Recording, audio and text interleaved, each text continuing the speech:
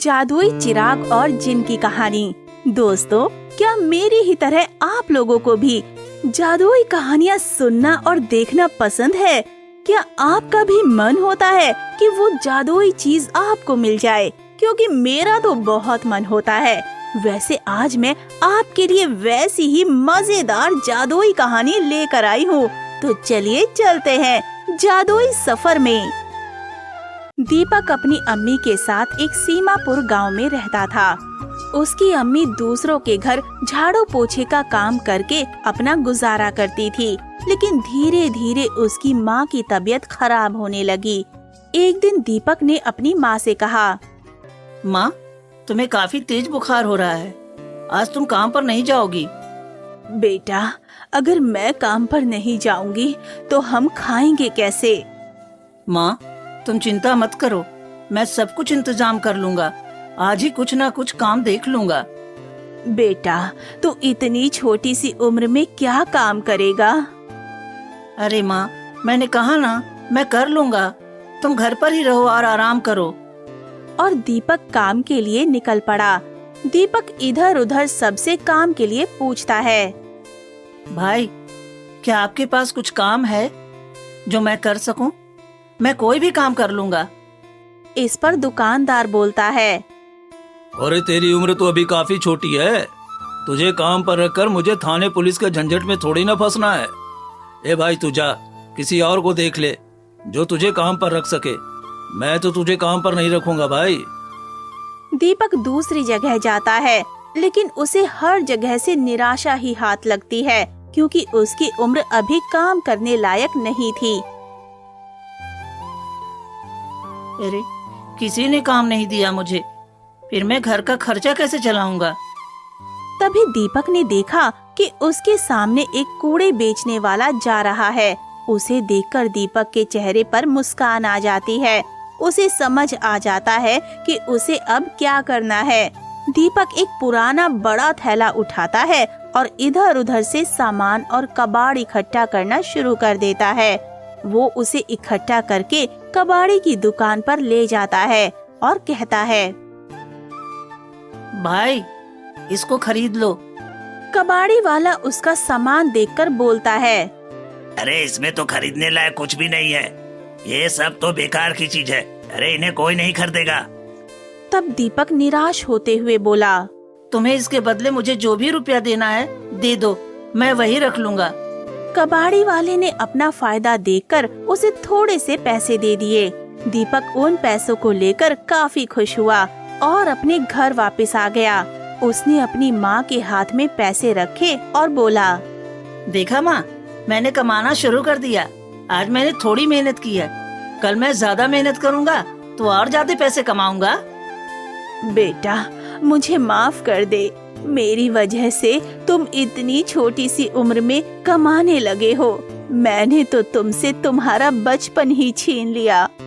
अरे, ऐसा कुछ नहीं है माँ, आप ये सब बातें मत सोचो। फिर अगले ही दिन दीपक सुबह ही निकल जाता है और दिन भर कबाड़ इकट्ठा करता है और फिर उसे बेचने के लिए कबाड़ी वाले के पास जाता है। कबाड़ी वाला उसे वही कहता है, अरे, इसमें तो खरीदने लायक कुछ भी नहीं है। तो फिर तुम क्या खरीदते हो? मुझे बताओ, किस तरह की चीजें तुम्हें चाहिए और वो कहाँ मिलेंगी? मुझे बताओ। अरे, इस गांव में तो तुझे कुछ नहीं मिलने वाला। हाँ, पास के गांव में जाकर अगर कुछ देखोगे तो मिल जाएगा, जिसके मैं तुम्हें अच्छे पैसे भी दे दूंगा। अभी आपको जितने पैसे देने हैं दे दो। कबाड़ी वाला उसे फिर से थोड़े से पैसे दे देता है और दीपक उन्हें लेकर अपने घर चल देता है। अगले दिन दीपक शहर में कबाड़ इकट्ठा करने के लिए जाता है और वहाँ से बहुत सारा कबाड़ इकट्ठा कर लेता है। दीपक खुद से बोलता है, ये गांव वाले भी ना जरूरत की चीजें ऐसे ही फेंक देते हैं, जैसे कि किसी के काम आ ही नहीं सकती। खैर छोड़ो, इनकी फेंकी हुई चीजों से मेरा कुछ तो फायदा ही होगा, मुझे तो पैसे मिल जाएंगे। इस तरह से दीपक का कुछ ही दिनों में काम सही चलने लगता है। फिर एक दिन दीपक कबाड़ इकट्ठा करने गया हुआ था। तभी वो देखता है कि बहुत सारे खिलौने एक ही जगह पर पड़े हुए थे। दीपक उन खिलौनों को उठा लेता है और चल देता है। तभी दीपक को कुछ लोग रोक लेते हैं। अरे रुक, तू ये सामान चुरा कर कहाँ भागा जा रहा है रे? अरे मैंने कोई चोरी नहीं की, बल्कि मैंने तो इसको बड़ी मेहनत से इकट्ठा किया है। अच्छा, अगर तू चोरी नहीं की है तो जरा अपना सामान चेक करा। चल ला इधर। दीपक अपना सारा सामान वहीं पर गिरा देता है। उसके सामान में खिलौने भी थे। उसे देखकर आदमी चिल्लाया। अरे यही तो मेरे बेटे के खिलौने हैं जो इसने उससे छीन ली। इस नालायक को मारो। इस पर दीपक उनसे हाथ जोड़ते हुए बोलता है। अरे नहीं, मैंने ये खिलौना किसी से नहीं छीना, बल्कि मुझे ये खिलौना वहाँ पर गिरा हुआ मिला था। लेकिन लोग उसकी बातों पर विश्वास नहीं करते। तभी एक बूढ़ा व्यक्ति बोलता है। अरे ये बच्चा सही कह रहा है, मैंने इसको वहाँ से खिलौने उठाते हुए देखा था। और भाई साहब, आपके बच्चे ने खिलौने वहाँ पर खुद ही गिराई थी। इस पर आदमी गुस्सा होकर अपने बच्चे से पूछता है। मुझे रोज रोज एक ही खिलौने से खेलना पसंद नहीं है, इसलिए मैंने सारे खिलौने गिरा दी और झूठा बहाना भी बना दिया। तुमने मुझसे झूठ बोला। अरे तुम्हारी वजह से मैंने बेवजह इस गरीब बच्चे पर शक किया, इसे चोर बोला। अरे यहाँ तो मेरा ही सिक्का खोटा था। मुझे माफ कर दो बेटा, मुझसे गलती हो गई।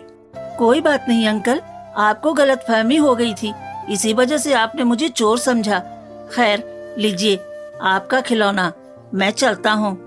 और दीपक उन खिलौनों को वापस कर देता है और अपने घर की तरफ वापस चल देता है। वो सामान इकट्ठा करके कबाड़ी को बेच देता है। कबाड़ी उसे अच्छे पैसे देता है। दीपक अगली सुबह उठता है और बोलता है। आज से मैं उस गांव में कबाड़ा इकट्ठा करने नहीं जाऊंगा। कल तो मेरे ऊपर चोरी का इल्जाम लगाया था, आज न जाने मेरे साथ क्या हो जाए। नहीं, मैं नहीं जाऊंगा उस गांव में। मुझे ऐसा रिस्की काम नहीं चाहिए। मुझे मेरी माँ की देखभाल भी करनी है। अगर मेरी माँ को पता चला कि उसका बेटा चोरी करता है तो वो तो जीते जी ही मर जाएगी। नहीं, भले ही थोड़े पैसे मिले, लेकिन मैं अपने गांव में ही चीजें इकट्ठा कर लूंगा। दीपक आसपास के गांव में चीजें इकट्ठा करने के लिए घूमता है। तभी उसके पीछे कुछ कुत्ते पड़ जाते हैं। दीपक भागने लगता है और भागते हुए बोलता है। अब लो, ये सब क्या मुसीबत है? ये कुत्ते तो मेरे पीछे ही पड़ गए हैं। मुझे और तेजी से दौड़ना होगा, वरना आज तो ये मुझे काट ही लेंगे। दीपक उनसे बचने के लिए जंगल की तरफ भागता है और भागते भागते काफी दूर निकल जाता है। कुत्ते उसका पीछा छोड़ देते हैं। दीपक को अपने सामने एक पुराना खंडर दिखता है। ये तो किसी और का बहुत पुराना घर लग रहा है। अगर यहाँ पर कोई नहीं हुआ तो मेरा काम चल जाएगा। शायद मुझे यहाँ से कुछ कबाड़ भी मिल जाए। ऐसा सोचकर दीपक उस खंडर में चला जाता है। वो देखता है खंडर बहुत बड़ा था। उसके सामने बहुत सारा कबाड़ा और सामान इकट्ठा पड़ा था। ऐसे पड़े सामान को देखकर दीपक बोलता है। इसमें जरूर मेरे मतलब की बहुत सारी चीजें होंगी, जिनको बेचकर मैं अच्छा पैसा कमा लूंगा। दीपक वहाँ से सामान उठाकर अपने झोले में रखना शुरू कर देता है। वो उसे लेकर कबाड़ी के पास चला जाता है और कबाड़ी सामान देखकर बोलता है। अरे दीपक, आज तो तू बहुत सारा सामान लेकर आया है। चल, सारे सामान को जरा चेक तो करा दे कि क्या क्या भर कर ले आया है तू। कबाड़ी उसका सामान चेक करता है। उसमें बहुत सारे लोहे की चीजें मिलती हैं। दीपक भी उन चीजों को देख रहा था। तभी उसमें से एक चीज निकलती है जो काफी धूल में और मिट्टी में लिपटी हुई थी। उसे उठाकर कबाड़ी वाला बोलता है। इसे तो साफ करना पड़ेगा। चल, इसको एक तरफ रख देता हूँ, बाकी का सामान मैं अलग रख देता हूँ। और ये ले तेरे पैसे। अरे मुझे थोड़े ज्यादा पैसे दे दिया करो ना, मैं भी चाहता हूँ कि अब मैं पढ़ाई शुरू करूँ। इस पर कबाड़ी वाला हंसता हुआ बोला। अरे तू क्या करेगा पढ़ाई करके? पढ़ाई करने वाले तो बेरोजगार घूम रहे हैं। तेरा काम अच्छा खासा चल रहा है। तू कब पढ़ाई करेगा और कब कबाड़ी इकट्ठा करेगा? छोड़, पढ़ाई से कौन सा तेरी नौकरी लगेगी? तू यही सब काम करता रहा है ना? हाँ, शायद आप ठीक ही कह रहे हो। दीपक को उसकी बात सही लगी और वो वहाँ से चला गया। कबाड़ी वाला बोलता है, अरे इसे बड़ी लगी थी पढ़ने की। अगर ये पढ़ने लगा तो मेरा मुनाफा तो आधा हो जाएगा, क्योंकि ये बेवकूफ मुझे बिना तोल मोल भाव किए बिना ही अपना सारा सामान देकर चला जाता है। अच्छा हुआ इसे मेरी बात समझ में आ गई। अब ये कल भी मेरे पास कबाड़ा लेकर आएगा। अगले दिन बहुत तेज बारिश हो जाती है। दीपक कबाड़ा इकट्ठा करने नहीं जा पाता। वहीं कबाड़ी वाला अपनी दुकान में बैठा हुआ सोचता है, आज तो मुझे नहीं लगता कि कोई सामान बेचने आने वाला है।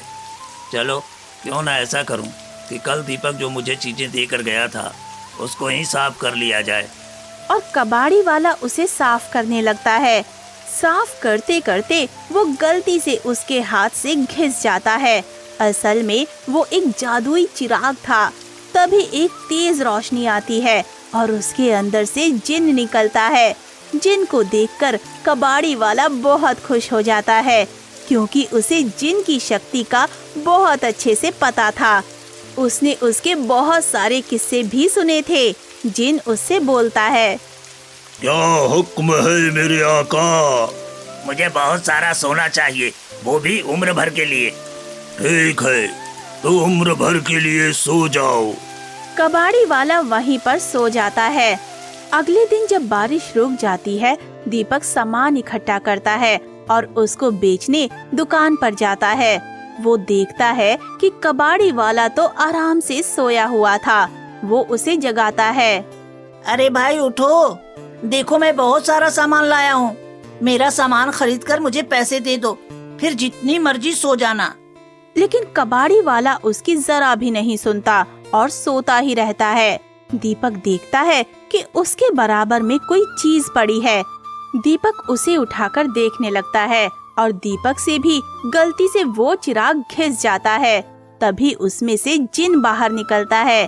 जिन उससे कहता है, क्या हुक्म है मेरे आका? जादुई जिन और चिराग के किस्से दीपक ने भी अपनी माँ से बहुत सारे सुने थे। तो दीपक उससे बोलता है, पहले मुझे ये बताओ कि ये सोया हुआ क्यों है? ये बहुत लालची और बेवकूफ इंसान था। इसने मुझे कहा कि इसे बहुत सारा सोना चाहिए, वो भी उम्र भर के लिए। इसलिए मैंने इसको उम्र भर के लिए सुला दिया। अब ये उम्र भर सोता ही रहेगा। ये सेठ ने क्या बेवकूफी कर दी? क्यों इसने उम्र भर के लिए सोना मांग लिया? और इस जिन को सोना का मतलब नींद वाला सोना समझ में आया। अरे बल्कि सेठ तो गोल्ड वाले सोने की बात कर रहा था। मुझे कुछ तो करना ही होगा। फिर दीपक जिन से बोलता है, तो मेरे सेठ को नींद से जगा दो, उसे वापस आम इंसान बना दो। आका, आप इस लालची सेठ के लिए सोच रहे हो, खुद के लिए कुछ नहीं सोचा। क्या आपको कुछ नहीं चाहिए? नहीं, मुझे कुछ नहीं चाहिए, तुम बस इन्हें ठीक कर दो। ठीक है, जो हुक्म मेरे आका, मैं इसको अभी ठीक कर देता हूँ। और जिन सेठ को ठीक कर देता है। होश में आते ही कबाड़ी वाला बोलता है, ए भगवान, ये मेरे साथ क्या हो गया था? मैंने इससे अपने लिए खुद की मौत मांग ली थी। अब मुझे समझ में आ गया कि मुझे ज्यादा लालच नहीं करना चाहिए, वरना इसका नतीजा यही होता है। तभी दीपक बोलता है, आप ठीक हो सेठ जी? हाँ दीपक बेटा, अब मैं ठीक हूँ। वैसे बेटा, मैंने तेरे सामान से तुझे आधे पैसे ही दिया करता था। तेरे बहुत सारे पैसे मेरे पास हैं। मैं तुझे वो सब इकट्ठा तो नहीं दे सकता, लेकिन तेरी अच्छाई के बदले इतना कर सकता हूँ कि तू अपना जिन वाला चिराग वापस ले जा। अब वो जिंदगी भर के लिए तेरा है। मुझे तो तेरी वजह से आज नया जीवन मिला है। इसकी कीमत तो मैं कभी नहीं चुका पाऊंगा। नहीं नहीं, अच्छाई से इंसान अच्छा बनता है। और मैंने कोई उपकार नहीं किया है, बल्कि वही किया है जो एक अच्छे इंसान को करना चाहिए। मेरी माँ बोलती है कि हमें दूसरों की मदद करनी चाहिए। इस पर कबाड़ी वाला बोला, सच में बेटा, तेरा दिल बहुत बड़ा है और तुझे ही हक है। ये जिन अपने पास रख ले, ये तुम्हारी ही अमानत है। कबाड़ी वाला वो जादुई चिराग दीपक को सौंप देता है। दीपक जादुई चिराग लेकर वहाँ से चला जाता है, पर वो कभी भी उसका गलत इस्तेमाल नहीं करता था। इस कहानी से हमें ये सीख मिलती है कि कोई भी काम छोटा या बड़ा नहीं होता। अगर आप मेहनत और लगन से काम को करते हैं तो एक ना एक दिन उसका अच्छा फल आपको जरूर मिलता है। लेकिन याद रखें, अपनी ईमानदारी और अच्छाई हमें कभी भी छोड़नी नहीं चाहिए और ना ही अपने मन में कभी लालच लाना चाहिए, चाहे हालात कोई भी हो।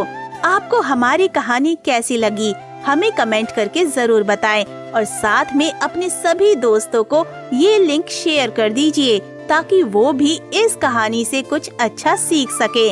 और हाँ, जिन्होंने अभी तक हमारे साहस टोन चैनल को सब्सक्राइब नहीं किया है वो जल्दी से सब्सक्राइब कर लीजिए और बेल आइकन दबाकर नोटिफिकेशन भी ऑन कर लीजिए ताकि हमारी अगली नई कहानी आपको सबसे पहले मिले।